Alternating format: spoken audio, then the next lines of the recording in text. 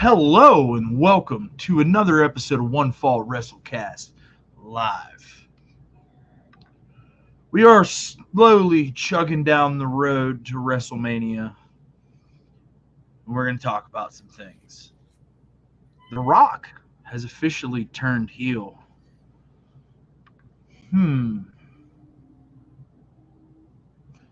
Pretty sure that somebody here said that might happen. Sammy Guevara goes whammy on another Hardy's face. Man, AEW is something special these days. Also, did Darby Allin bury the company in 46 seconds with a microphone in his hand? All that, plus plenty more to talk about. Can't wait. Can't wait.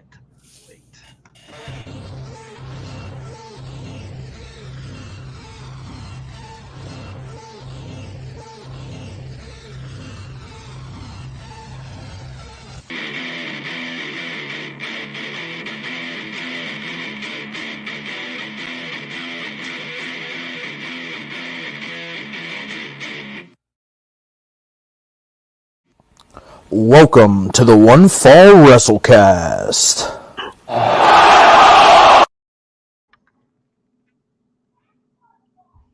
We the ones. Remember when Derek used to sit in his chair like this and talk to us? Yeah. I just noticed in the intro that he was doing that. Now he doesn't even bother to show up. No, sure doesn't. I mean, I hadn't heard from him in weeks. Sometimes he shows up and then he leaves and goes poop and never comes back. Yeah, he's done that quite a bit too. I think that was the last time he was here. He left and went poop and never came back. No. The girl was pulling at his heart. That's right. I think she was sent. I think she was a hired assassin. Yeah, that's probably pretty good probability of that. I don't think it was her idea. I think she was a hired assassin. She was promised ice cream and goldfish or something. She had the waterworks going and everything. Sure did. Whew, buddy. Had us going, that's for certain. Sure did. Usually I have a bottle of whiskey right here that I'll put my hand on. You know what I mean? And I removed it and put it on the floor right here because it was in my way. You went until I reached out and it wasn't there. Interesting. Hey, what are you drinking on tonight, pal? Just some good old Trogs. Nice. Perpetual. Nice. Hey, they did a collaboration with Wiggle Whiskey down the south side? I did. I have a bottle of it. I haven't opened it yet. I probably won't either because I collect a lot of people, because I'm a whiskey guy and I'm a Pittsburgh guy, like to gift me the special edition bottles from Wiggle. And I've got 5 or 6 of them bitches, right? And I've got a nice little display in my upstairs whiskey area, that my wife's trying to put into a cabinet. I was going to say, you have an upstairs whiskey area as well? That's yes, I do. Yes. It's where I keep the good stuff because I spend more time down here. I have some good bottles down here. But hide the good stuff upstairs. But my good bottles are upstairs because I spend most of my appropriate drinking time in this room, right? So it kind of washes out, Yeah. But I got the new Buffalo Trace Travelers whiskey, the Chris Stapleton collaboration. Doesn't smell great. Doesn't smell good at all. It's delicious though. Fucking absolutely delicious. I just wish that Andrade's on right now. He's got a great mustache. Oh, does he? His mustache is just right there under his nose. It is perfection. Is what it is. So it is so thick. It is the first thing I noticed, and it is a killer mustache. You know who I bet wishes they could smell this whiskey? Me? Jeff Hardy. Yeah, because his nose is broken. Oh, bro, his face is broken. Sammy went whammy again, huh? Like, did you see that? Did you see the clip? yeah, I saw the clip. Oh my I god! sure as fuck didn't watch Dynamite, nor Rampage, nor Collision this week. Yeah. I mean, let's be fair. I mean, I've watched it on occasion, but it's just every time I watch it, I feel so like dirty. I was gonna go with betrayed, but dirty. Oh, okay, same thing. I mean, dirty sounds it right. Depends on how you spin it, you know. It's like, man, did they intentionally waste my time, or yes, they did. Are they doing this on purpose now, or what the fuck? Yes, they are. I mean, it feels like they are. Hey, listen, I just want to know what Sammy Guevara's fucking problem with the Hardy Boys is. Like, I mean, he almost killed Matt. Now he just broke Jeff's fucking face. I don't know. He almost killed Matt twice, if you remember correctly. I would just keep Sammy away from the Hardys just indefinitely now. They're I mean, they're damaged goods as it is. Like, well, of course, and of course, like let's put this into perspective too, because okay, I might have watched Dynamite. There was a ladder involved in this. The rules were relaxed in this match. We'll put it that way. I love that is AEW's new go-to. Every time the talent are just in the middle of the match, are like, fuck it, get a ladder.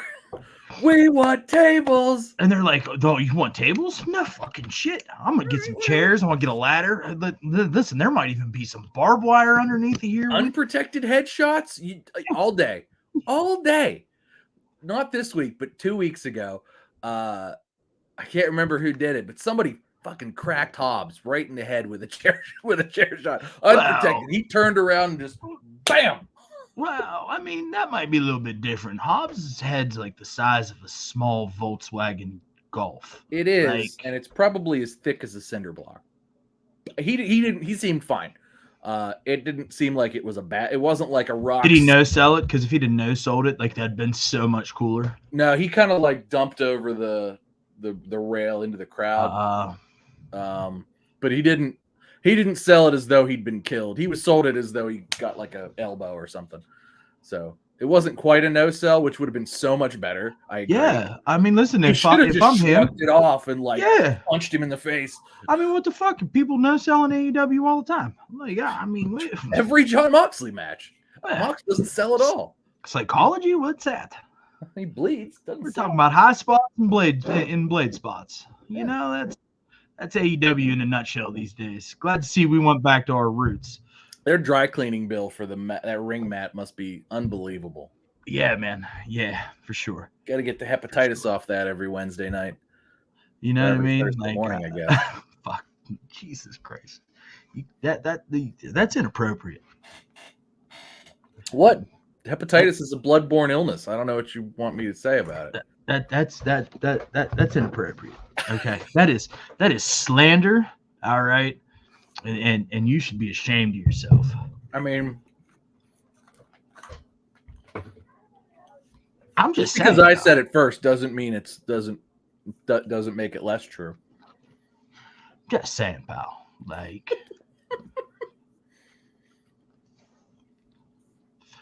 So, did you see this thing? Now, I don't know. I sent a thing. You would have had to have seen it because I sent it in a group message. Yeah, I'm sure. There's a picture from the arena of the thank you Tony Khan for 200 episodes of Dynamite. I have it here. This is a ringside news thing. You know, which I mean, take it or leave it.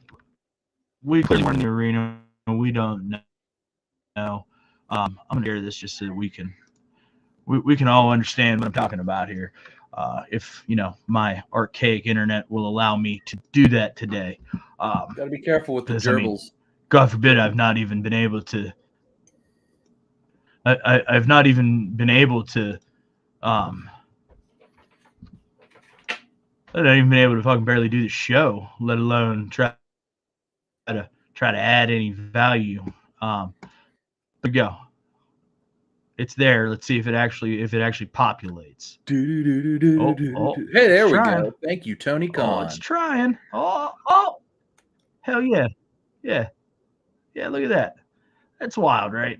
Like, look, Tony Khan denies self-promotion and thank you graphic on AEW Dynamite's 200th episode. So, obviously, I mean, again, we weren't at this show. We have no idea. Like, I don't know how you would otherwise take this, but I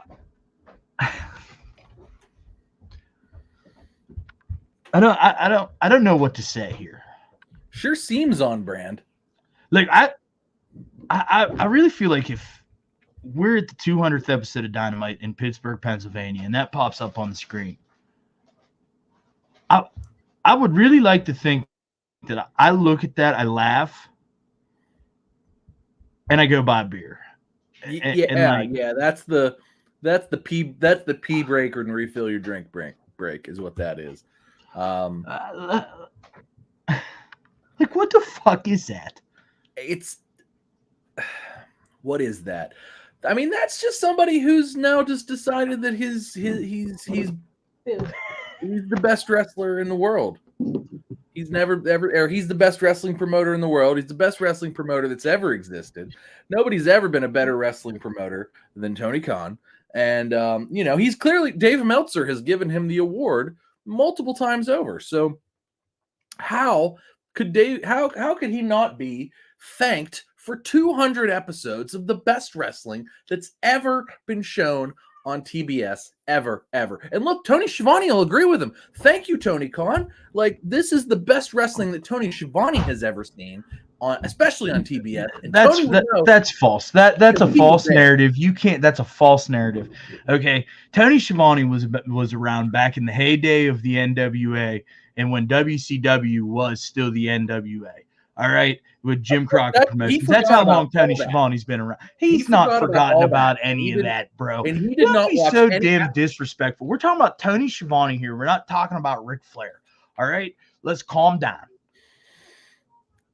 Tony Schiavone is disrespectful. Tony Schiavone disrespects me every time he opens his mouth. Like, I don't know why all of a sudden, like in the last 6 to 8 months, you've developed a very, very strong personal hatred with Tony Schiavone.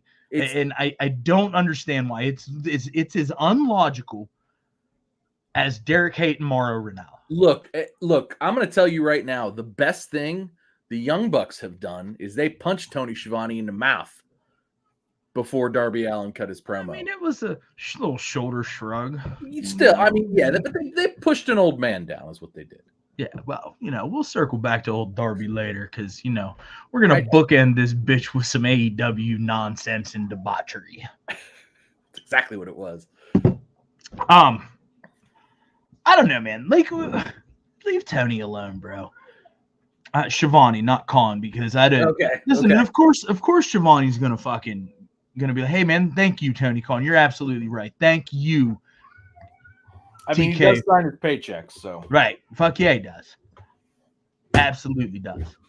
And like, somebody's got to pay for that perfectly manicured beard. I think Tony Schiavone misses Britt Baker. What do you think? Yeah, I mean, I miss Britt Baker. Don't we all? I mean, right now, up at movie premieres. At this point, I feel like you remember when Jericho came back for his second run, Save Us Y2J. Mm-hmm.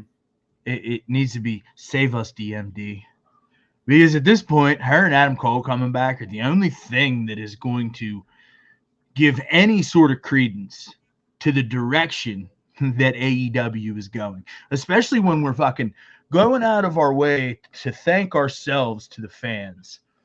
Okay.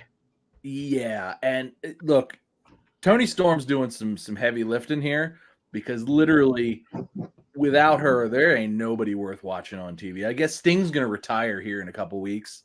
So like they're going to hit some numbers for Sting between now and then. But the Young Bucks are going to put themselves over in this situation. Sure. I mean, listen, as they should, anyways, right? Like from the standpoint of Sting's a professional, he's going to want to go out on his back. He should, right? Like I get that, but are the Young Bucks the right tag team for this?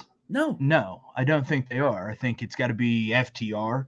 I think it's got to be. But Cash Wheeler has his membership in the Gang Bang or the Bang Bang Gang has resurfaced, and he might be doing some time.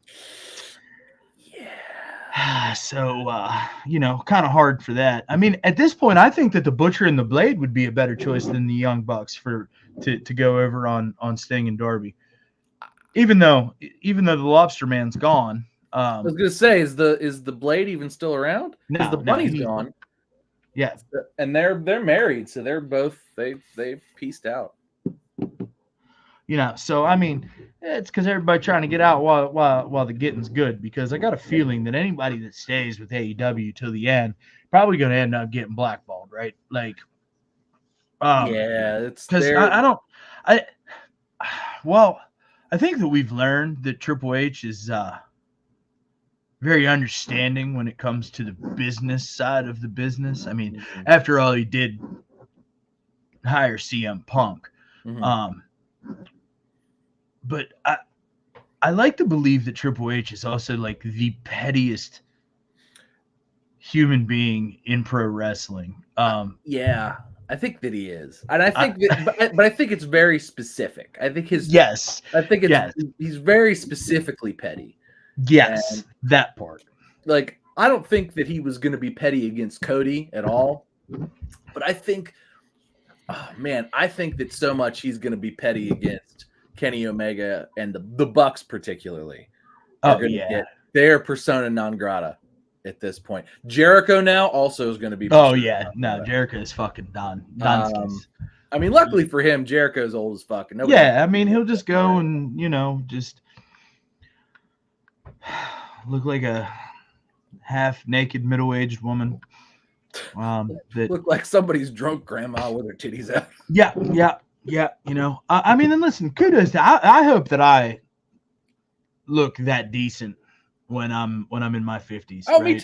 Me too. I mean, we poke fun at the way that he looks, right? But it's just because he's out there with guys that are in such great shape, that are literally in the prime of their careers. Guys that are 30 years younger than yes, 25 years. He looks great for being 50 something. Oh yeah, right? For sure. You know what I mean? Like I can only hope to look that good in 10 years. Sure.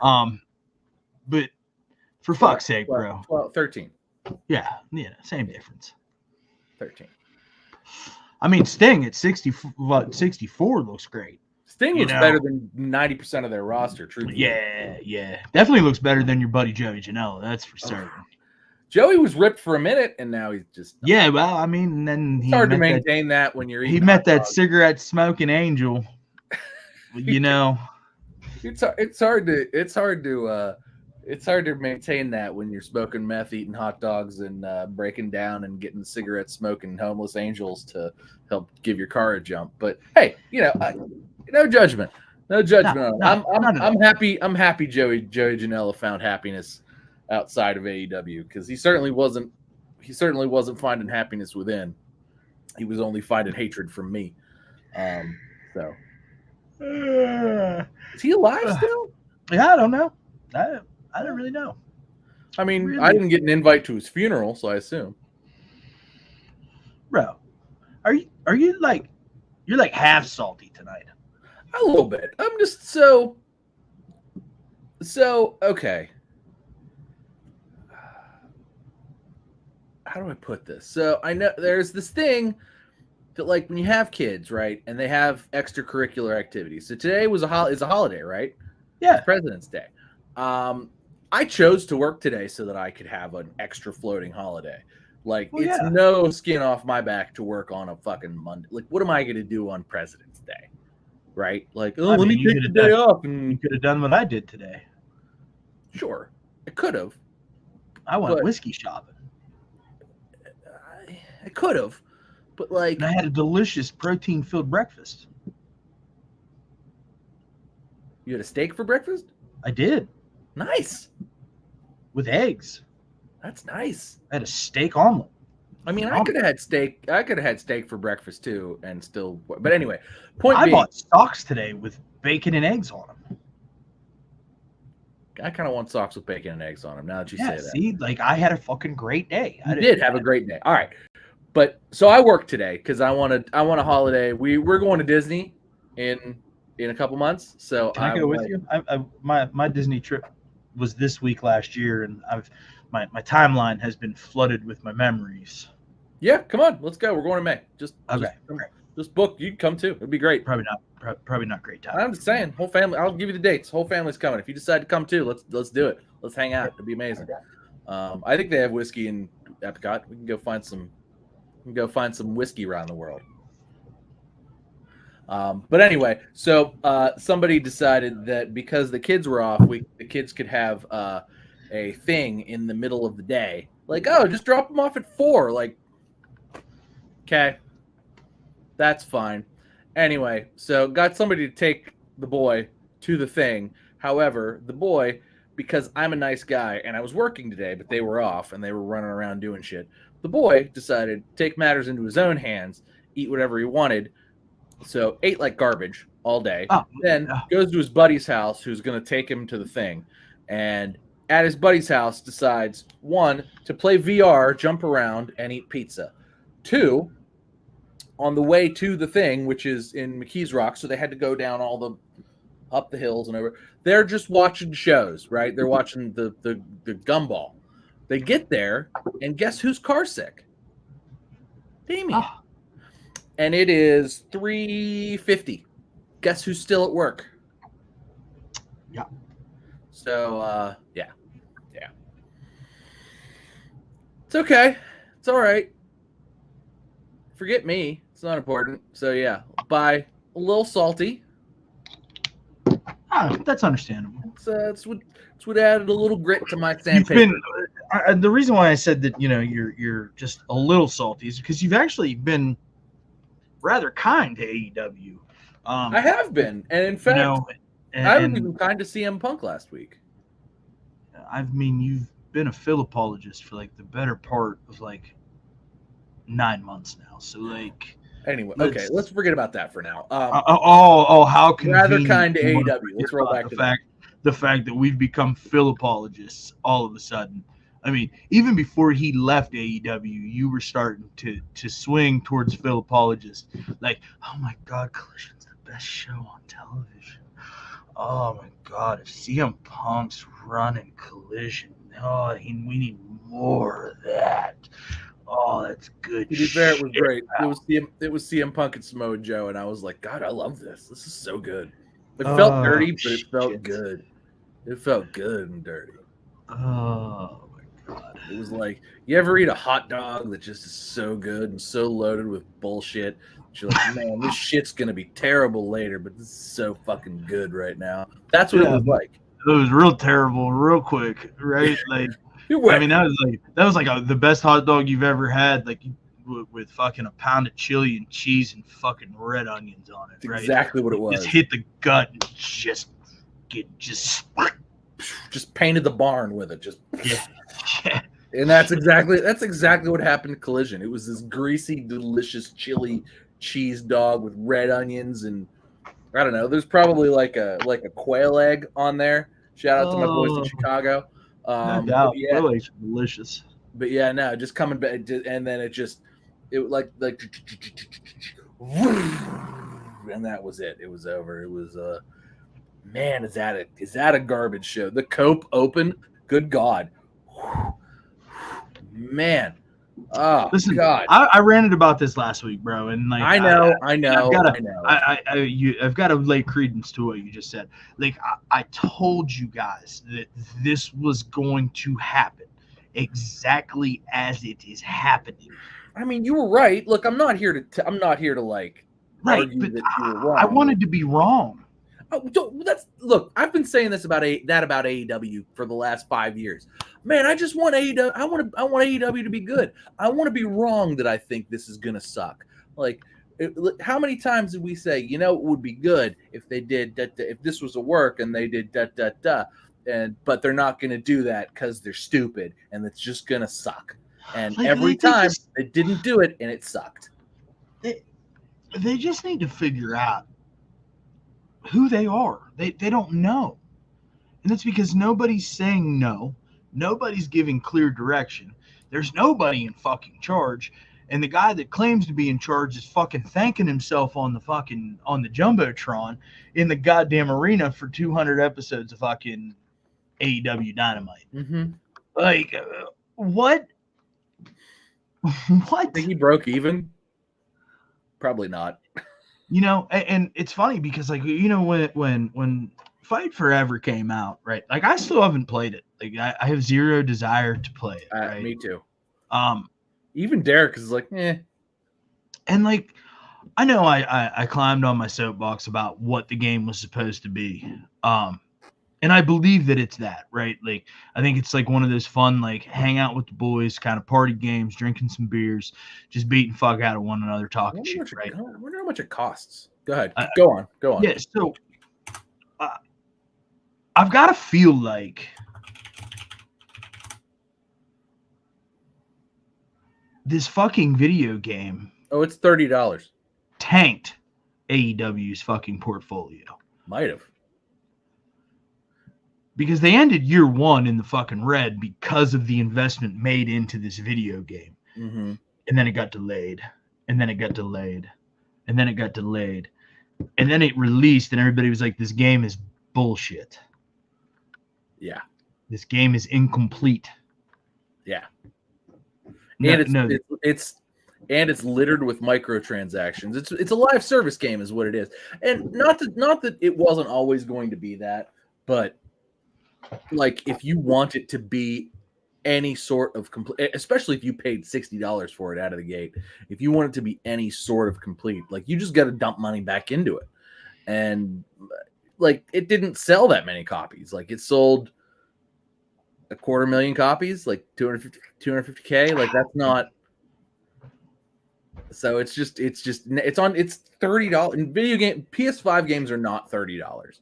They're just not. Like, even like the at least AAA, like big budget games that came out at full price are not $30. They're just. Well, I mean, at this point, like, you know, 2K20, WWE 2K24 is getting ready to release. It looks good. You know what I'm saying? Fantastic is what it looks like. You can tell they did some work on the graphic piece from 23. You know, and I'm sure that the engine's not much different. You know what I mean? Like, it looks great, and it's going to release, and it's probably going to do well, and it's just going to be another year-over-year fucking release with a different updated roster. Well, it's got story. It's got the Legend story mode. Yeah, well, I mean, literally, Teddy Long could come out in the middle of your like campaign and be like, "You're gonna go 1-on-1 with the Undertaker," and that's playa. That's gonna be great. Like, yeah, that's gonna be awesome. Well, you know, then there was all this speculation that, like, because of the WrestleMania plans changing, that they were going to change the story mode of the game because it was supposed to be finish the story, Cody Rhodes, like, that's the whole theme of the game, like, blah, blah, blah, I mean, Dave Meltzer has egg on his face about that, so. Yeah, well, you know, I mean, and now Dave, you know, speaking of Dave Meltzer having egg on his face, you know, he's out here, he's fucking trying to redeem what little credibility that he has left, I feel like, you know, or maybe Nicholas and Matthew, okay, are just to the point where they're just going to start working Dave like Triple H does, right? I don't know what it is, but you know, there was a thing, that a report that suggested, ask you something. That suggested that morale's down in the AEW locker room, okay, because you know everything's kind of in shambles. And Tony Khan just thinks everything's just hunky-dory, peachy keen. It's great. That's the word he uses. It's great. You know, and they're starting to get a little concerned.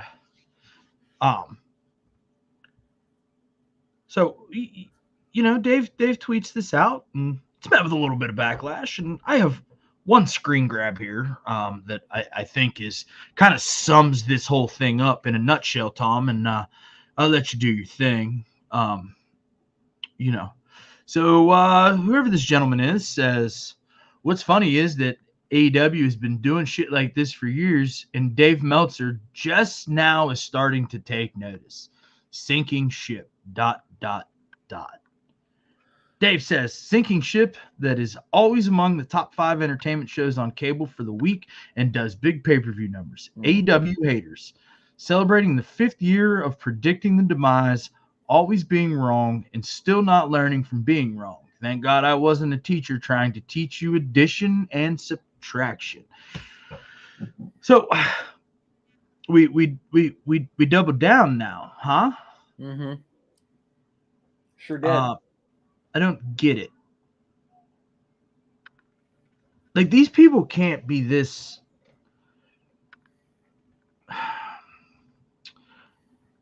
naive. I mean, to think that everything is great. I mean, the problem is the what is he gonna do to like turn? So right now, they've got a little bit going because of the Sting retirement, right? So yeah, I mean, it's overshadowing everything, including Samoa Joe's championship run. Exactly. But they're getting people to tune in because longtime fans had said this is the last couple times we're going to see Sting. It just is. The pay-per-view is going to do good numbers because until he shows up at WrestleMania. We can talk about that in a minute. But to the AEW fan, this could potentially be the last time we see Sting. At least in AEW and in a physical, wrestling match and etc. Until he shows up at WrestleMania. Again, I don't know. That's unconfirmed. We can talk about that in a minute. But so they've got some hype with that. Oh, hey, Raquel's back and she won the little battle royal thing. Good for her. Anyway,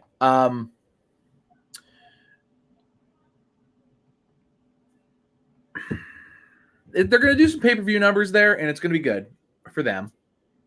But after that, what do they got? Because they've made Samoa Joe's run cold, so he's not really doing anything. They're going to make him fight both Swerve and Hangman Page, which is, I mean, are they going to put it on Swerve? It seems like that's what they want to do. I mean, I would be okay with that. I think everybody would, but then Swerve's the captain of a ship that's going down. How much longer is Samoa Joe's contract? And Samoa Joe's a Triple H guy. How much longer till and Joe's also 45 years old. Does Joe want to go to WWE, wrestle for a year, and then go ahead and be an agent, hang out with Triple H in the back? He could do that. That's his thing. That's going to be his thing. So these guys all have clearly Joe's getting what he wants. He's the champ right now. He had a great feud with MJF. That went really well. Got to do all kind of cool, his build to being the champ. And I feel like AEW kind of like this is sort of always where they falter. Like the road to becoming the champion is interesting, and then they become the champion, and it's like, what now? The only champion that's had any sustainability as the AEW champion was MJF. Well, I would argue Chris Jericho did a good job. Okay, yeah, that's fair. That's fair. But that was it. I mean, yeah, but he was the right guy at the right time for that. That's for certain. I mean, nobody's going to disagree with the fact that Jericho should have been the first ever AEW champion. No. He certainly and AEW at that point, I felt like started off on the right foot. Mm-hmm. I'm not entirely sure where it fell off the rails, but I feel like it was Kenny Omega's run. That's not fair. You did that on purpose. I did. I mean, Moxley's run was good. His first run was good. His first run was good. Yeah, that's what I'm saying. That's when he was definitely doing top guy shit. He was doing top guy shit. Now he's getting dried pasta noodles pounded into his forehead. I can't even anymore with him. I really can't. His stock with me has gone. And he's living his best life. Good for him. But it's not what I want to watch on television. That's for goddamn sure. And he probably doesn't care. And that's fine. No. And that's fine. But you know what? It doesn't seem like it's anything anybody wants to watch on television because them numbers go boop, boop, boop, boop, boop, boop, kind of constantly. Like, yeah, but then you get these fucking these so-called smart marks that like are just so fucking naive to what's really happening. Just that they want them to succeed so bad that they're blind to the fact that they're failing. And it's like, I want them to succeed. I know that I come in here and I'm critical of the product every single week, but like they got a lot of people on their roster that I enjoy watching. Samoa Joe, Swerve, MJF, Adam Cole, Britt Baker, Tony Storm.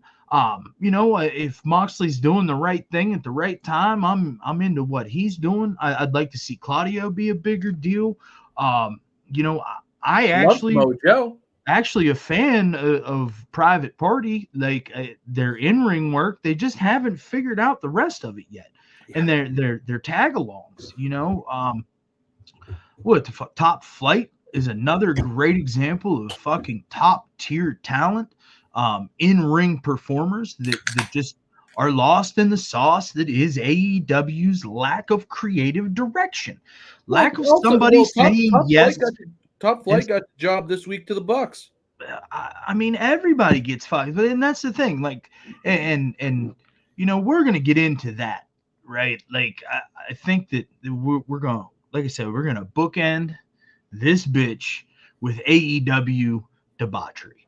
All right. But like, I don't know what to do for them except not watch, and in hopes that we're going to see that the product is declining in popularity and we need to make a change. But instead, we continue to double and triple down on the fact that everything's fucking fine. And it's just not. I mean, the numbers they're pulling right now is like it's down episode over episode, year over year. I'm interested to see what happens after Sting retires. It's for Dynamite, because the other shows are doing just awful numbers. But I'm interested to see what happens to Dynamite after Sting retires. Do they maintain that somewhere around 800K, or does it just fall off a cliff? I mean, I think that's going to depend on what they do post nostalgia run. Yeah. I mean, maybe they've got Goldberg lined up to show up once Sting leaves. It'd be they'll just click Bill Goldberg in.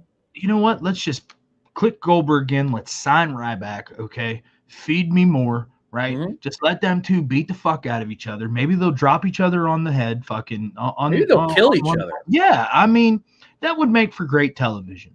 Okay. I mean, watching those two fucking bozos do what they do worst. Right? Yeah, exactly. I mean, I generally don't want to watch people die on television. Like I think we've said before, like I don't want to watch Ric Flair die in the ring. Yeah, we talked about that at length going into his final match. I don't think that I'd hate watching Bill Goldberg and or Ryback. Okay, listen, you can't. We're gonna get canceled. We can't say that. We're gonna get canceled. But it's cheaper than a therapist. Oh. Well, for me anyway, not for Tony Khan, obviously. Oh, goodness gracious! That actually, how terrible would that be if that was the death of AEW?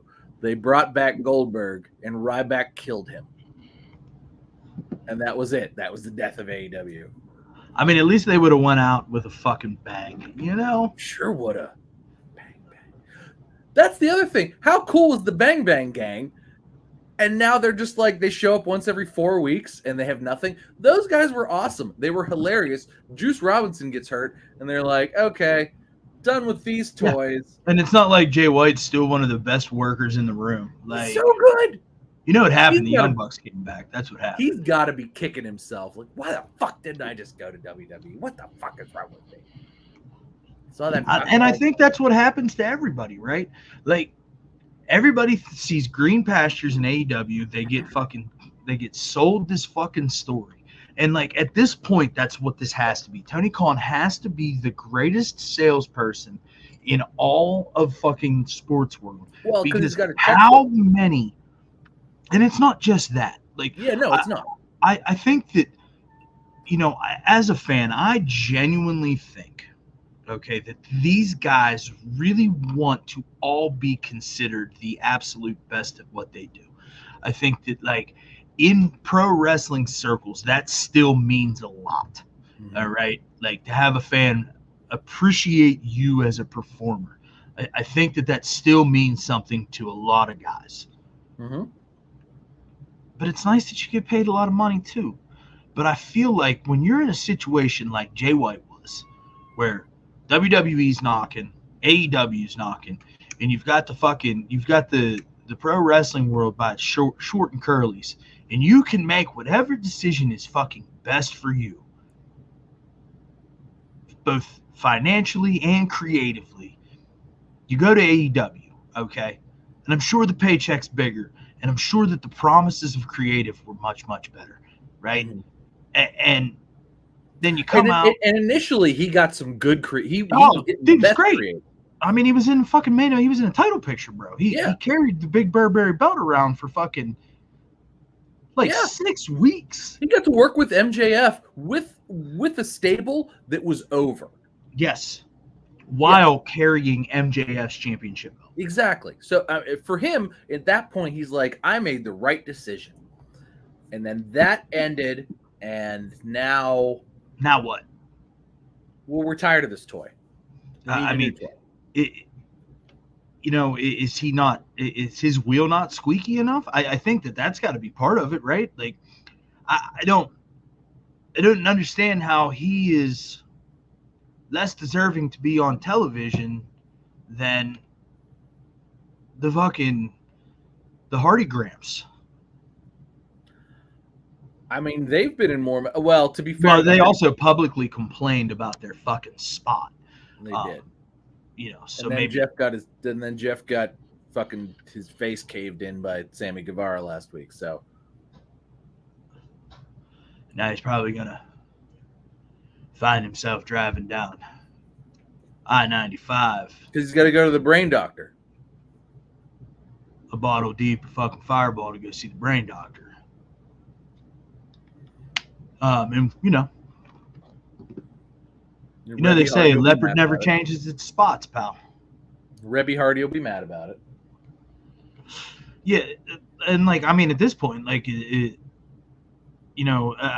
was all over the internet last month. She was the internet's darling last month because Matt Hardy's cheating on her or some shit. And then that just went away. Okay, you got Matt your 15. Hardy's not cheating on any guys that walk like that aren't cheating on anybody. Okay, let's be fair. We know how much hip and knee and thigh thrusters you need to cheat on. You're not Matt Hardy ain't cheating on nobody. Matt Hardy is lucky to stand up and get out of bed in the morning. I'm sure not without incident. The way that he fucking hitches that giddy up. Oh yeah. It's like Roman said, the champions walk like this. Fucking I don't know. You know what I mean? So, I don't know, man, but I've got to feel like if you're in that locker room, a la Jay White or, I would even say at this point, Claudio. Yeah. Obviously the Hardys have spoken up about this recently. Who else went there that we don't think should have gone there, and has kind of just been irrelevant. Adam Copeland, obviously we harp on that week in and week out with the Copo, and I don't know, man, but well, he's getting his own because he's the new toy, so he's getting to do whatever he wants. And be it, I'm going to fight this guy. I want to fight this guy. Let's just do the Cope Open. I'll just get to fight on Saturday. It'll be great. Let me fight this guy. Let me fight that guy.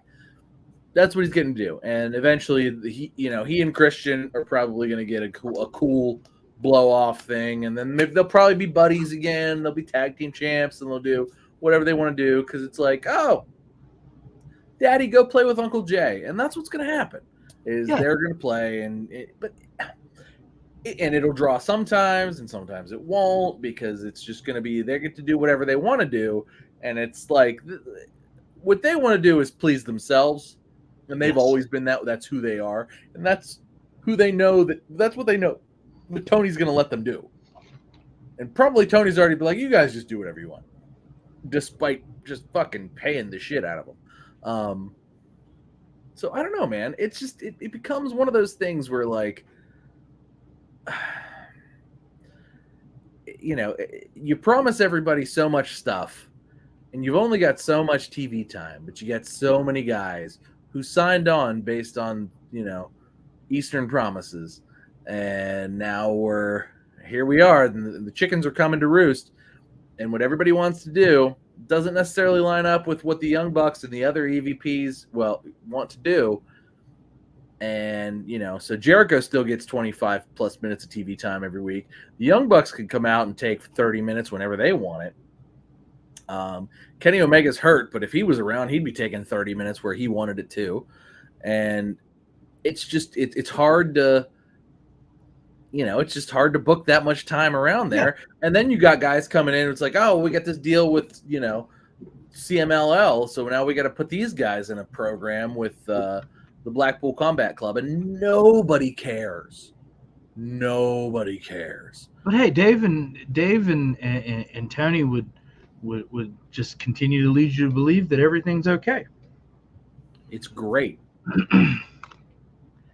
I'm going to put a thank you to myself on the Jumbotron. That's what I'm going to do tonight, guys. Thank you, Walt. Anybody got a problem with that? No? Yeah, I don't think so. No? Got it signed signs your paycheck is going to do this thing? Yeah, okay. But hey, don't forget, I'm not an on-screen character. Sure ain't. You guys are the talent, not me.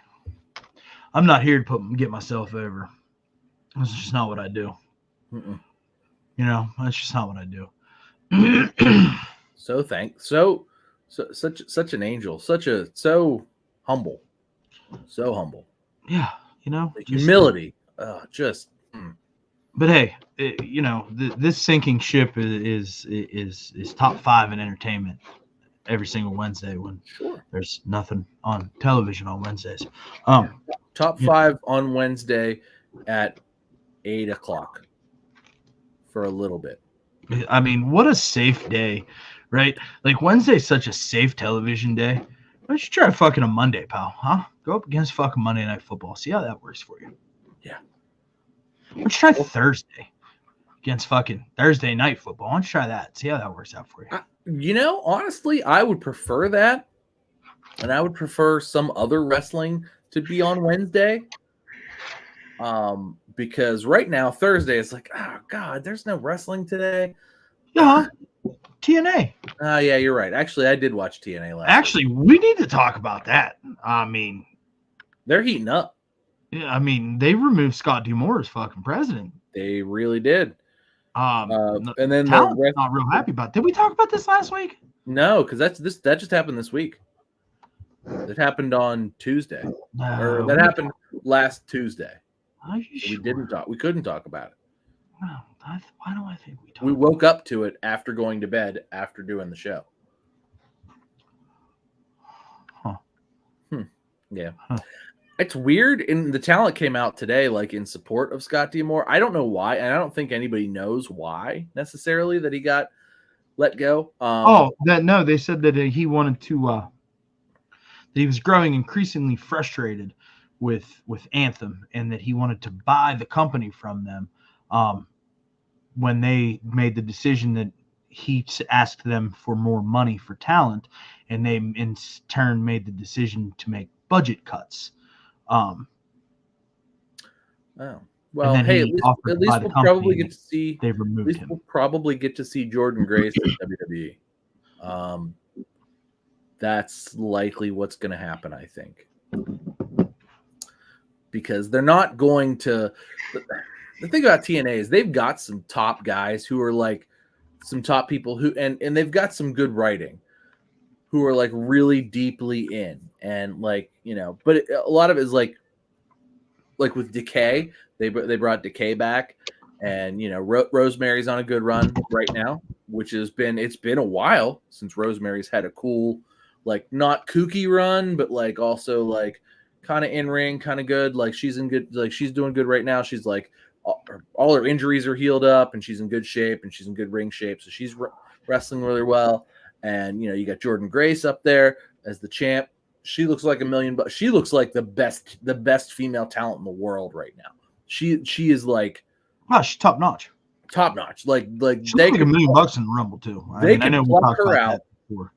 They could pluck her out, and I know they want to do Jade Cargill versus Bianca Belair, but once that feud is over, I would love to see, after TNA shits themselves because they fired Scott D'Amore. I would love to see them pluck Jordynne Grace, put her in against actually either Jade or yeah, but they're not going to do that.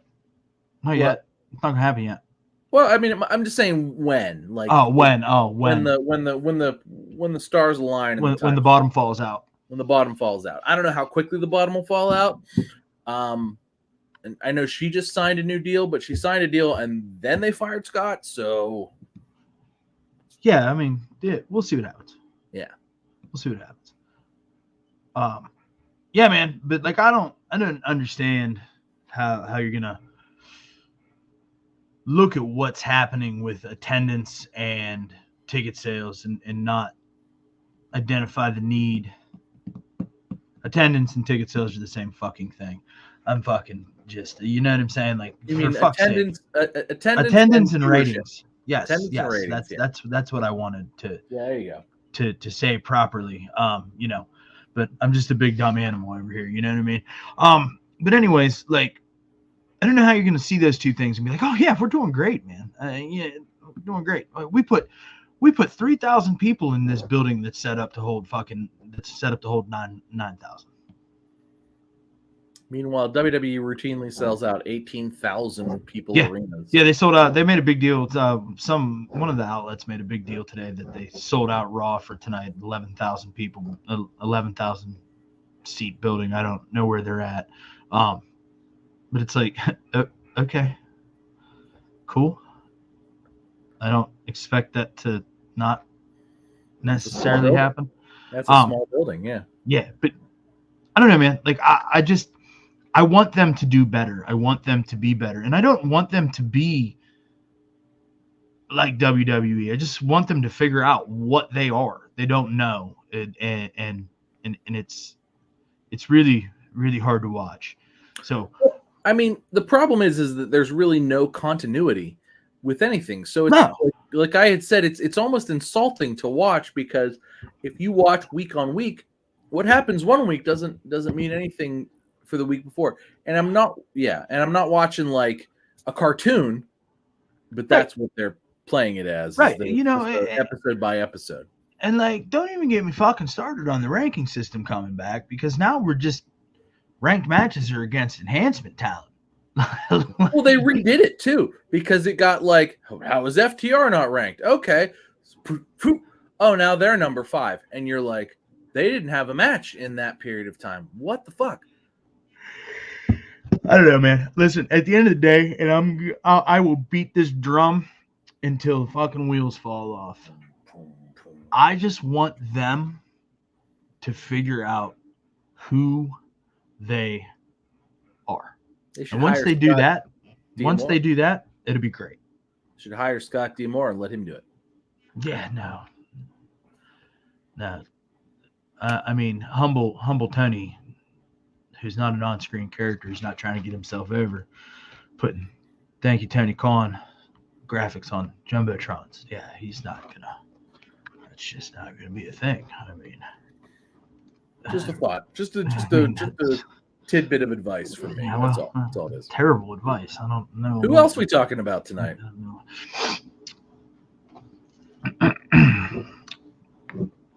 Excuse me, sir.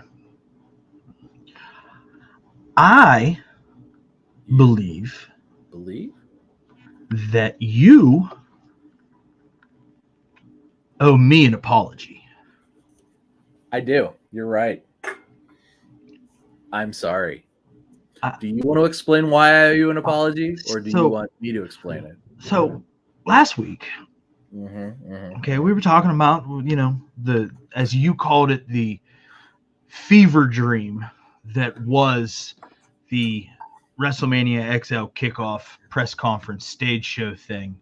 I stand by that, actually. No, I mean that's fair, but that was no needed. No, I told you my biggest takeaway from that was that The Rock is going to find his fucking stride, and we're going to get WWE Rock, and it's all going to make sense, especially if he can get a heel run.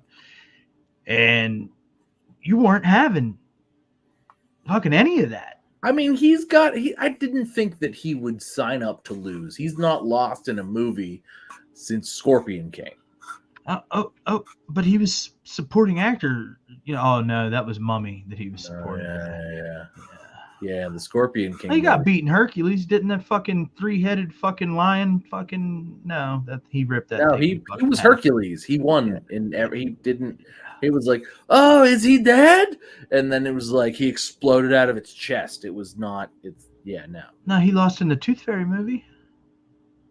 No, I don't think he did. No, he didn't lose in that one either. He was the Tooth Jungle Cruise.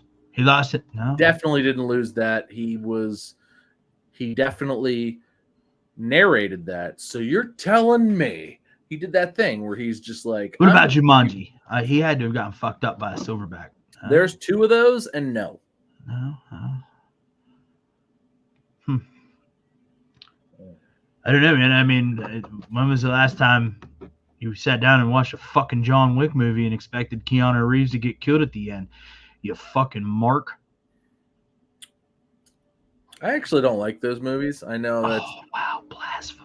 I know. I look, I've watched all of them. I just kind of don't like them. That the guy is fucking John Wick. Jesus Christ. It's Jason Bourne. Those were good movies. I watched. No, listen, I digress. Anywho, listen. So, when the whole debacle on SmackDown happened 2 weeks ago, right? It was put out into the ethos that The Rock was a Cody Rhodes guy, and that The Rock just was trying to help Cody, right? Mm-hmm. And then he comes out and he fucking smacks Cody in the mouth. Sure did. Okay. In the middle of this fever dream. And now he comes out on Friday with the shirt. Let's not with the Gucci shirt. Let's with give the credence. Gucci. We have to give credence to the shirt. Now, no, it was a Versace shirt. That's what that was. So Gucci. I have a criticism of the shirt. It was sleeveless. Yes. And in my mind, Rock has sleeves so he can go and fix the sleeves. But maybe this is a machination. Maybe this is just an imagination of Die Rocky Die becomes The Rock and Hollywood Rock. His 2 heel personas mishmashed into one, because Hollywood Rock wore those leather fucking vests. Yeah. That were sleeveless, right? Yeah. Otherwise, it wouldn't be a vest. It would be a shirt. Yes. Jacket. Yeah. Okay. So maybe it's like a little fine. So I wasn't I wasn't watching very much during Hollywood. Plus, that was a very, I mean, I guess his corporate Rock, the shirt, that was probably a real short run too. But in my mind, that feels like the bulk, although it probably was the same actual time frame. I don't know, man. I needed this. I felt like I deserved the sleeves, but it's fine. It's fine. You're right. I mean, let's not get hung up on the fucking sleeves here, pal. Right. No, I feel like I deserve the sleeves. So they're in fucking Salt Lake City, Utah, right? And he, comes out. Finally, The Rock has come back to Salt Lake. After he was like, "Shut up, you fatty." Yeah. And then it proceeds to fucking run the crowd down. And we got the quintessential heel Rock comment, calling the arena full of Utahians, Utahns, right? Trailer park trash with 50 wives. Boom. We are off and running. And I could not be happier. He felt he looked comfortable. He sounded comfortable. His presentation was on point. Man, do you think he believes everything that he said there about? Do you think that he's I feel like he's like not really a nice guy, but like he just fakes it because it works better for him, and like he's made a lot of money just being nice, so he just does it. But do you think that like deep down in the subcockles that he's like, God, I just want to call these people a bunch of fucking inbred trailer park trash, 50 wife having pricks. Like he really just wanted to like lay it in there. And like when he did it, God, it felt so good. Cause like, well, I know you, we like that shit too. Like God, when we get to do that, like, oh my God, oh my God. Like we just like, we float around. Like we loved it for like the next like 2 weeks. And like, do you think that he is like us in a way that scratches some itch to call an arena full of people? I mean, there's got to be some. It's got to be some of that, right? And like, it's funny because my non-wrestling fan friends have all jumped on this. Like, they're all lapsed fans from the Attitude Era. Loved The Rock, loved all that shit. They've all latched onto this going into WrestleMania 40, which is exactly what the WWE wants to happen. Oh, right? yeah. And what happened on Friday was the perfect thing to happen. And to you and I, we're very critical of this return, and it's been fucking up until the presser. Until Friday, it's been bad. The presser and Friday, okay, because I saw it at the presser and you didn't. The fever dream. It's been cringy, okay. Yeah. And like we've been very critical of his return and the way he's manipulated the crowd and handled the crowd. But to lapsed fans that were around during height, Die Rocky Die. Yeah. Right. Well, I mean that was 9 million people a week. Yes. That are seeing the headlines that The Rock is back, and then they see him in the Versace. Everybody's latched on to this. I've had so many people that like I know that used to work parking lot duty at the Mellon Arena, and they like would have to walk people to their vehicles and stuff like that, right? Like that was a job that people we know had in high school, right? Yeah. And like everybody says that their interactions with Dwayne were fucking terrible. I think you've got to be right, and maybe that's just Rock living the gimmick back in the day. I'm sure that it was because kayfabe was still fucking on the kind of real during the Attitude Era. We knew, but we didn't know, and then all hell started breaking loose, and it's like, well, maybe, but how could it be? Yeah. So maybe that's just living the gimmick, but I think you're probably right. That he's definitely a dick. Like, there's no way that he's not like. He's probably a smiley asshole, but he's probably the hardest motherfucker to work with. If there's one thing that I've learned in my business world, right, at the level that I'm at in my business, and the folks that share that level with me, you've got to be a certain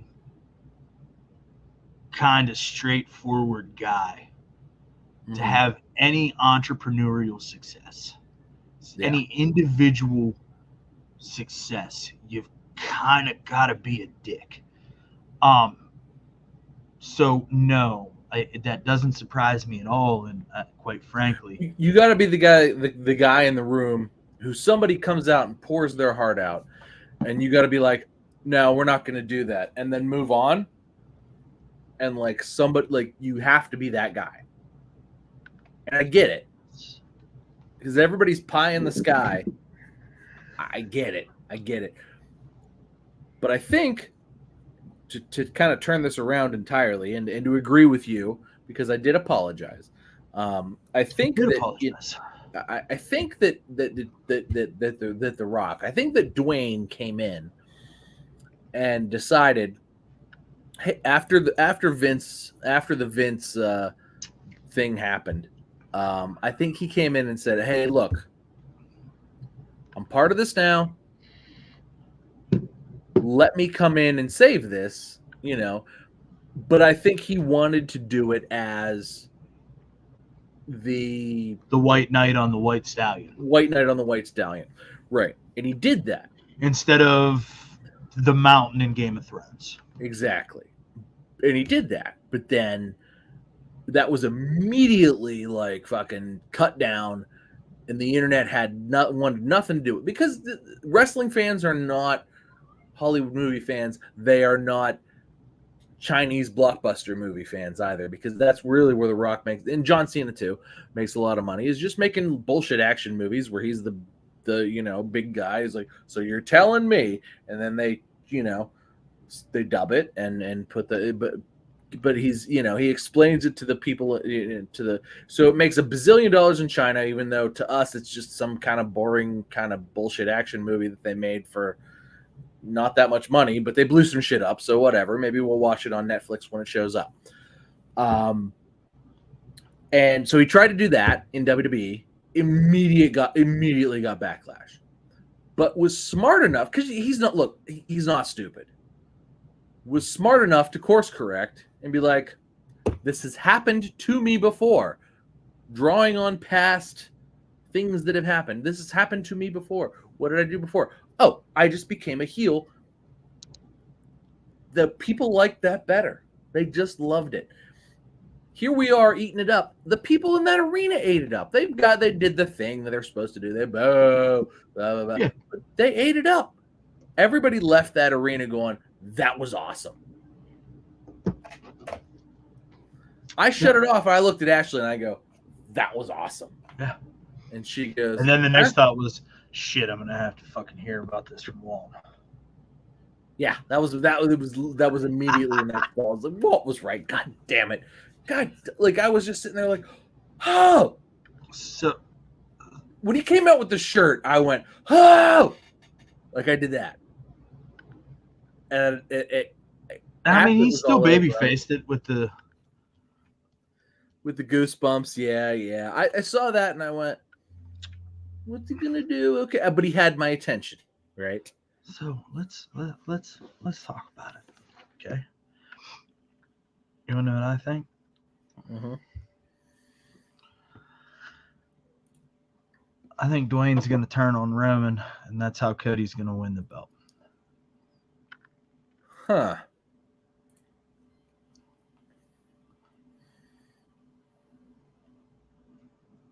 I don't know that I like that. I think there's other scenarios that I like better, but that's definitely on the bingo card. I don't know how I feel about it either, right? And like, I think we talked about that possibly being a scenario after the "should I sit at the bar or should I sit at the head of the table" promo, after the cringy exchange with the crowd that lasted far too long before the winded spine buster, in a segment that Jinder Mahal got was doing all the heavy lifting. I think we talked about it then, because we didn't know how any of this was going to fill out or work itself out. I didn't like it then, and I like it even less now. I mean, I wouldn't like that but I still think it's going to happen. I wouldn't like that. I agree. I think they might want to force. Well, so I think what that does, if he turns on Roman, is then they can piggyback that into SummerSlam. Yeah, but they don't have to have titles involved, right? And it can just be the tribal chief. You know what I'm saying? It yeah, could be for the red pepper necklace. Yeah, and obviously that's the easy way to get there, right? Like that's the oh well, let's just this.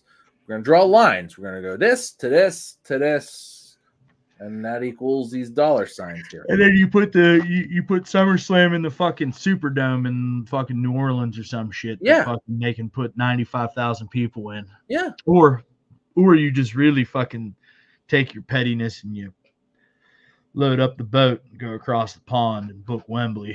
Oh yeah, actually, I would prefer that. I kind of would almost prefer that. Dump Rock versus Roman Reigns in Wembley Stadium. I kind of would prefer that. And just dump like 1,000 extra fucking seats into the floor. Oh yeah, redesign new chairs so they're a little thinner. You know what I'm saying? You can pack more of their motherfuckers down there. One more chair a row on the floor. Exactly. You know, oh well, you know, this entryway has to be 6 feet long, 6 feet wide.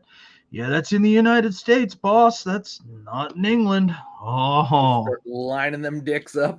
Yeah, like they're gonna find something. They're gonna find something. Some way, somehow, they'll figure out. They'll hang people from the rafters like fucking Christmas lights. They'll figure out how to get a few more chairs in that bitch. You know, I mean, you want to hang from the rafters? How much is it? $50. Sold. Gotta sign a waiver though. Gotta sign a waiver. Gotta wear the harness. We promised the rigging guys, not the one that used to do Sting. It's not the guy. It's not the guy that killed Owen. Yeah, that's the same. That was the same guy. Yeah. Yeah. So I don't know, man. I think that is a direction that we are skewing. I don't know. A lot of people, I don't know if you noticed it at the opening, because obviously, you know, we do the We the Ones. A lot of people are fixated on the Bloodline doing the We the Ones in the ring, and The Rock was holding up the L. Oh, he was, because it's like this. And I did it at the opening of the show. So like our mic, like we look like this. Right, but I hold mine right here. Okay, that's fair. He the L. Okay. Ooh. Yeah. So is it foreshadowing, or does he just not know what he's doing? I mean, maybe it's the latter, but you know, the internet conspiracy fucks like me and you would like to make everybody believe that it's the first part. So I don't know. I mean, Dwayne not a dumb guy. He's just not. All I know is, it sounds like they got you, and you were not on board.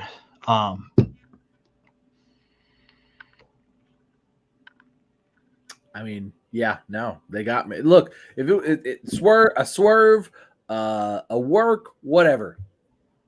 I mean, look, I love when I'm wrong in pro wrestling. Yeah, it's actually like it's why I watch, because I'm like, oh, this is gonna happen, and then when I'm wrong, I'm like, oh, and that's the thing. Like once you get to this level of fandom, like that's the thing, right? Like once you're wrong, you're like, I'm so happy I was wrong.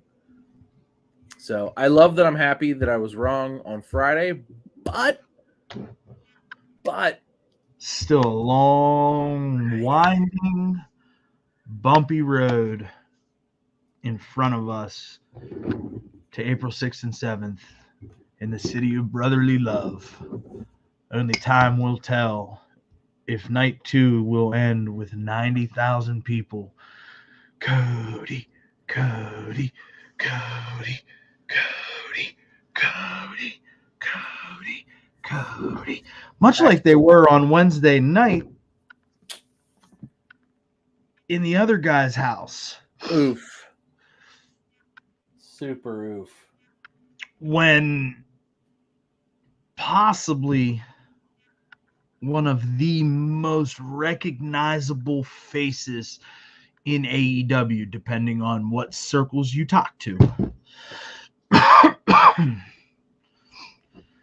decided that he was going to just bury All Elite Wrestling in 46 seconds with a microphone firmly in his hand. Well, he's a pillar. Yeah. Yeah. Yeah. Yeah. So we had one pillar break a legend's face and another pillar break the company. Sure did. So I don't generally agree with Dave Meltzer or your best friend Brian Alvarez, but Brian blocked on Twitter, but Brian had a really solid take on this. Oh, and I'm going to provide that same take to you to allow you to elaborate on. Brian asked one of his co-hosts this week on his little Vinny. fucking Yes, Vinny. Vinny, yeah. Brian and Vinny show. Yeah. He said, "How does this even make it through the curtain?"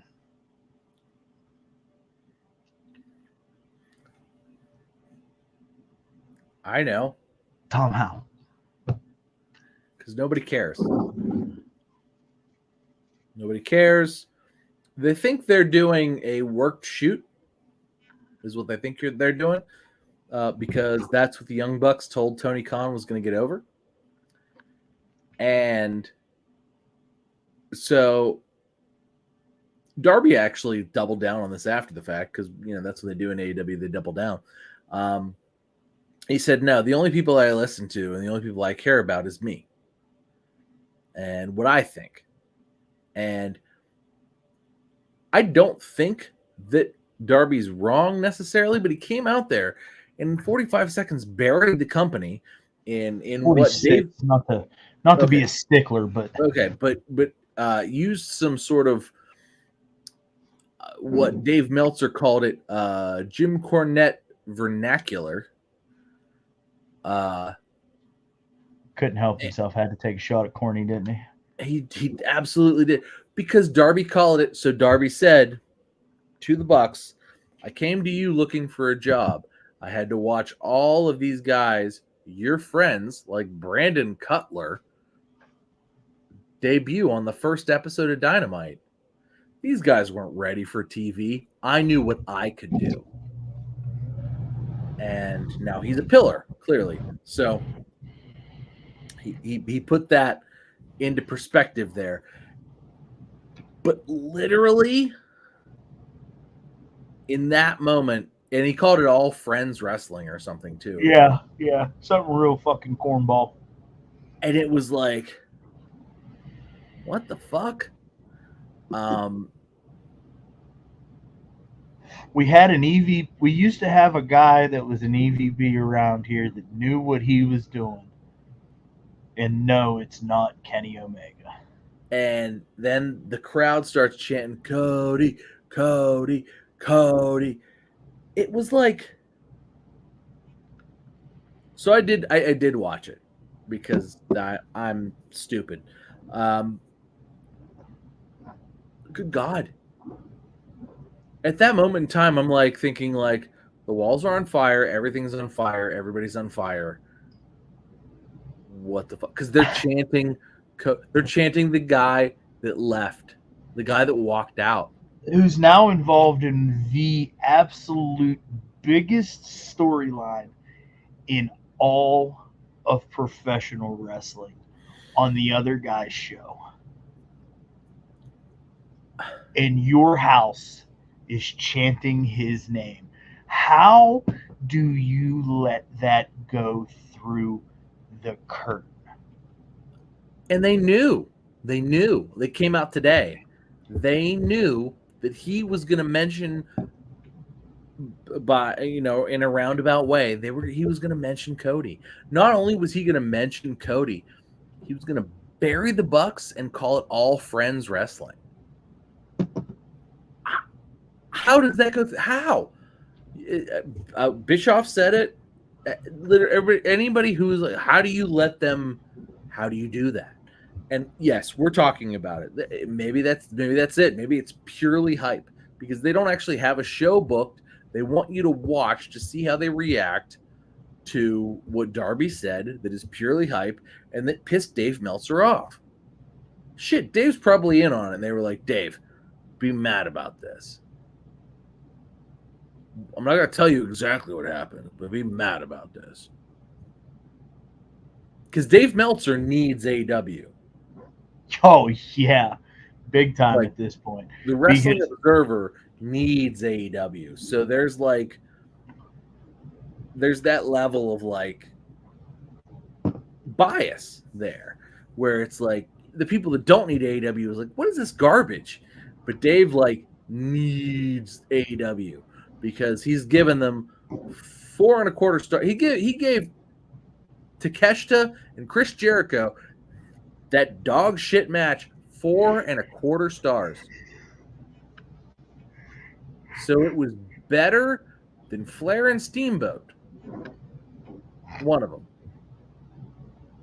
4.25. Flair and Steamboat in their prime. Ric Flair's 41 years old. Steamboat's 32. 1990 probably. Two of the best to ever fucking do it, bro. Yeah, but Jericho and Takeshita, Jericho at 42, or 52. Let's be fair, his best days are way behind him. Takeshita, who's great, but was clearly holding back, that was rated higher than a couple of the Flair versus Steamboat matches. Nah, not a fucking chance, bro. I'm just saying, Dave's losing his credibility, and as everything begins to erode, he needs AEW, and he's gonna lose it.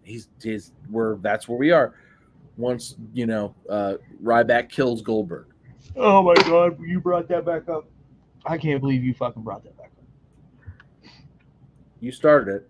So, I mean, obviously they're gonna continue to work this shoot angle that they've got going on. Oh, yeah.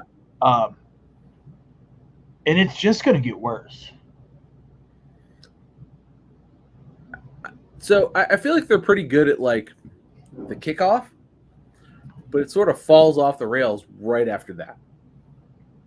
Like they do something that like we're all like, what the fuck? And like we talk about, but then what happens after that is so kind of nonsense and not really followed up on, and then it falls off a cliff and nobody cares. Yeah, it's because they're strictly reacting to the internet. Mm-hmm. At this point, like especially guys like the Bucks, and I mean I'll even say Jericho to a point that they are reacting strictly to what the internet tells them to and not do, right? Because they think that their self-serving behavior is actually what fans want. I believe that they believe this. Well, they have DMs that say that. But it's like there's like 5 DMs that say that, and the rest of the DMs is like, you guys should probably kill yourselves. So like but they focus on the positive. They're focusing on the positive. You guys should just get over. Get at it, boy. Get at it. I can't with you some nights, I really can't. Listen, hold on. Sami Zayn has his flannel buttoned up to his neck, and I just can't with Sami Zayn. Anyway, go on. I'm sorry. Well, it's come a long way from being Uzi. And not necessarily in the best of ways. Which is really sad too, because that was like that whole like 2 years leading up to that. Through that whole arc was the absolute epitome of the greatest fucking runs non-title runs in WWE. Oh yeah, and he killed it. And now he's got his flannel. Why is it? Have you ever buttoned the top button on a flannel? Yes, but I Why? left the rest of them. I left the rest of them unbuttoned because that's how Conan used to wear his flannels back in the day. Okay, fair. I would do it But when I would wear a black and red NWO shirt with a fucking flannel buttoned up at the top and fucking opened up. okay, but would you button all? But you didn't button all the buttons. No. Because nobody would button all the buttons. As a matter of fact, I might rock that look this week. I might fucking do the top button on the flannel with the NWO shirt. I don't think I own a flannel that I can button. My neck's rather girthy. That's what she said. So it ain't the only thing, but hey. Took Viagra earlier, got stuck in my throat. I've had a stiff neck for hours.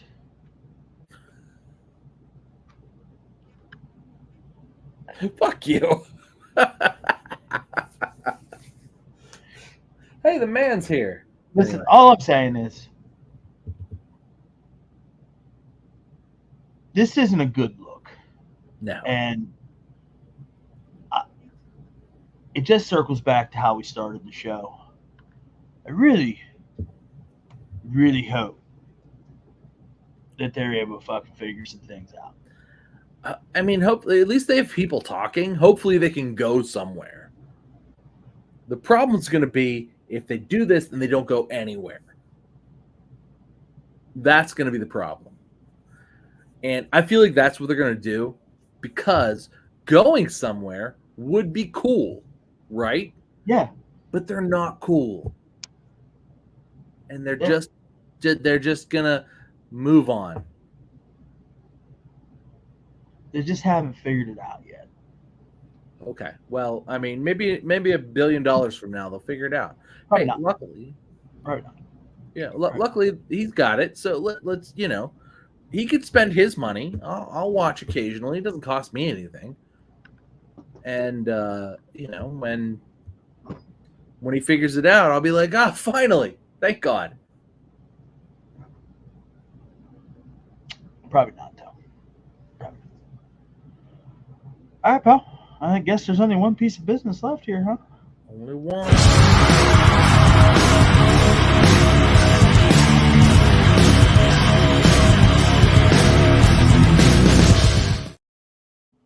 All right, pal. What you got? I'm a cheater. It was Cody versus Drew tonight, buddy. That doesn't count. I don't have another one. I'm sorry, but it was Cody versus Drew tonight. Good God, buddy! This went 30 minutes. This was a pay-per-view caliber match. Although I had to sit through commercials. Thanks, Dawn Dish Soap. I'm glad you guys can wash some fucking ducks. I don't like ducks. I don't like birds. But great match. Good Lord, was it great? What? What the fuck is wrong with you? Lots of things. Plenty of things. What? That I don't like birds? Wait, do you think that they're a government conspiracy? No, I just don't like them. I think they're rats. Because that there's this like growing population. I am perfectly aware that think that hilarious. Birds are spy devices from the U.S. government. I find that hilarious, but I just don't. I think they're rats with wings. I don't like them.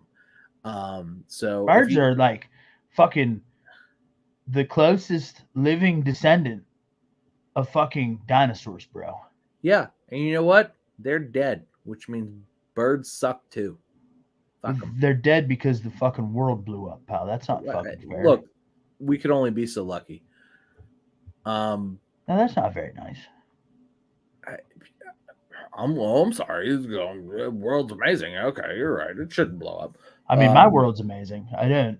I mean, look, buddy. Really much care for the big world. I care about. Yeah, no, you're right. I mean, like we have like fucking fisted the world and been like, fucking the world is mine. Great wrestling reference there. Fisted the world. Fist the world. Is that who said fist the world? No, that's not what the FTW belt is that's not what it stands for. Okay. For fuck's sake, pal. What? Like, listen, you keep talking like this, okay? Okay, maybe my match of the week was Sammy Guevara versus Jeff Hardy. For fuck's sake, bro. Listen, Listen, you keep this up, you're gonna fucking appear on television on Friday night, black and white, standing next to Paul Ellering. All right, you need to fucking get it together. How did those guys get worse? I'm not sure, but they definitely got worse. It was like that Super Collider. What was it, on Monday or was it on Friday? I don't. It was on Friday. It was so bad. It was that so Super bad. Collider was so fucking bad. I saw it happen, and I went, "That used to look cool." Like, yeah, I was like, "That." I was like, "What?" Like, so when they came out, I started making fun of them. I was like, "Look at these fat bastards!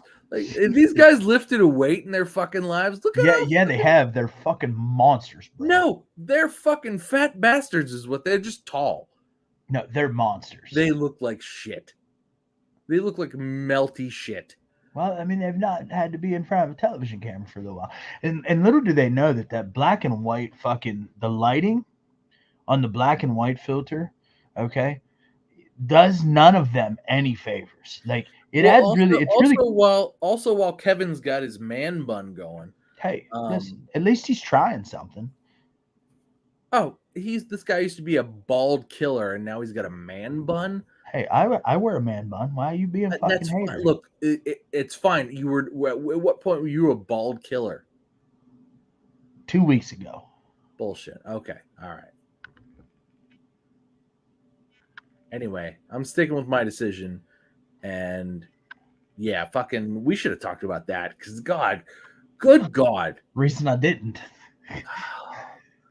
You want me to get salty about some motherfuckers like fucking Kevin and his fucking old man and his wife and his India his hot fucking wife.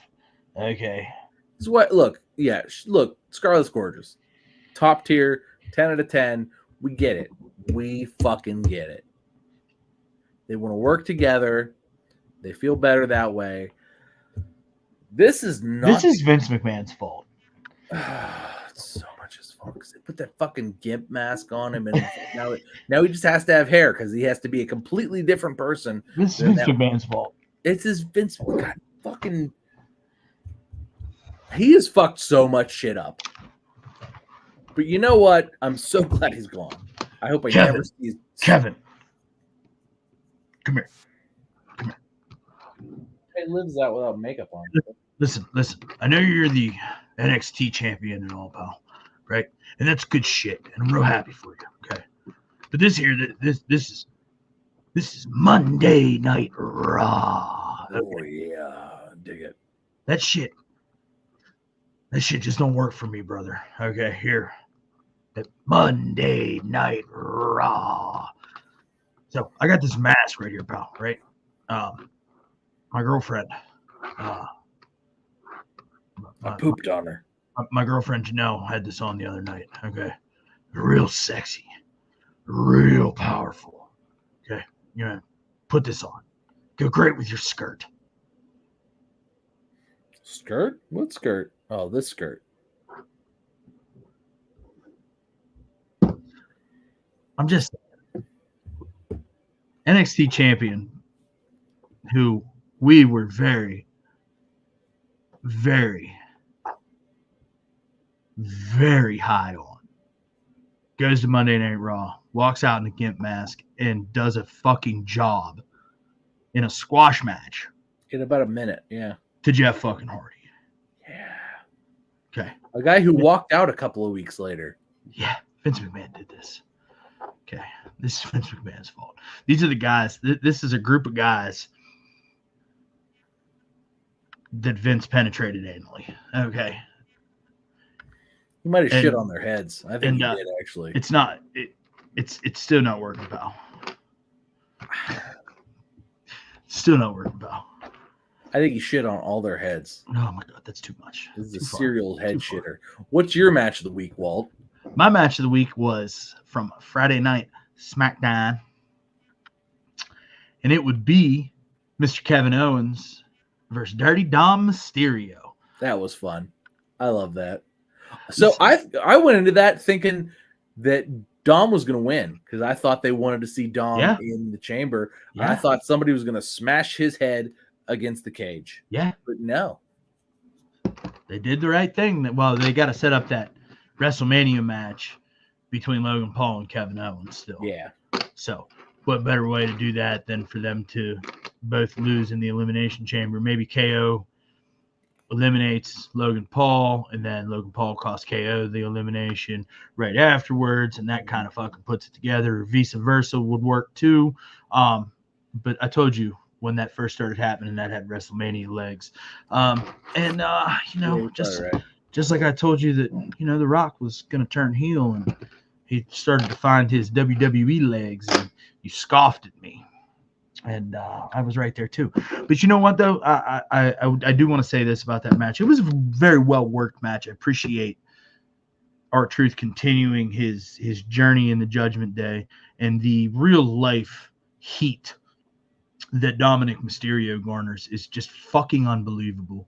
And kudos to him, and kudos to the WWE universe that is in attendance every single week, that is committed to the gimmick of booing the fuck out of that guy every time he has a microphone in his hand, because it is fucking glorious.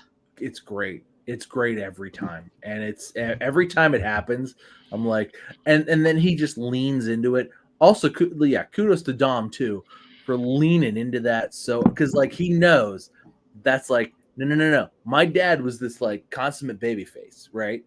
But like for me to carve my own path, I need to be the loudest booed person in this.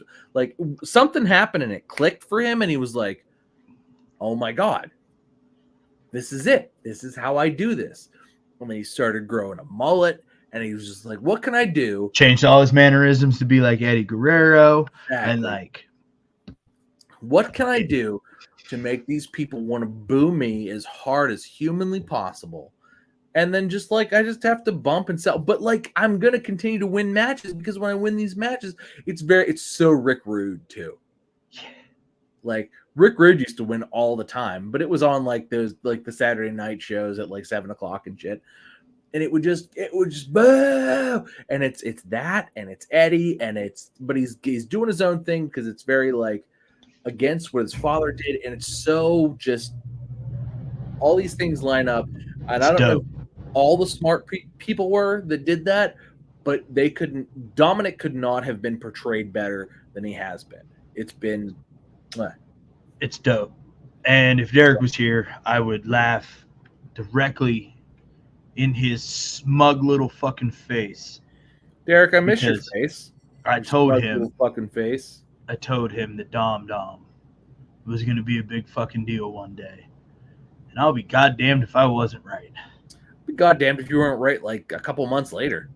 I mean, there seems to be a fucking theme here. Sure, maybe that people should have been the title of the show. Walt's just right. We should shut up. Yeah, I mean, I've watched enough wrestling in my life, pal, to know that fucking what was once old is now new again. And what goes around comes around. And what's good for the goose is also great for the gander. And to get where you want to be, you can't forget where you were. And to be the man, you gotta beat the man. Woo! And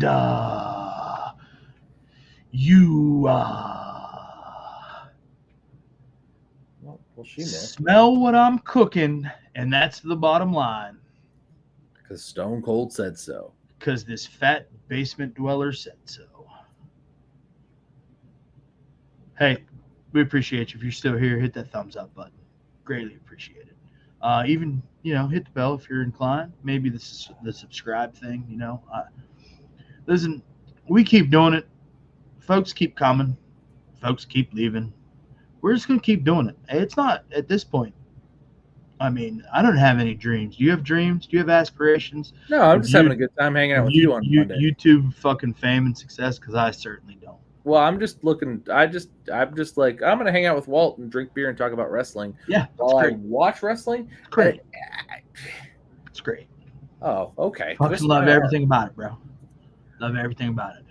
So, yeah. Carve out the time. Oh no, I can't do other things. I'm busy. Yeah, absolutely. Absolutely. Exactly. Every once in a while we get a monkey wrench thrown, but Yeah. you know, it is what it is. Like twice a year. It's not that big a deal. Yeah. Yeah. Hey, check us out over on Twitter and Instagram at @1_FallWC. That's ONE. And as always, if you're listening to us right now, anytime, anywhere, we appreciate you. With all that being said, thanks for hanging out. It's all love. Tom and I will catch you next week. One Fall WrestleCast.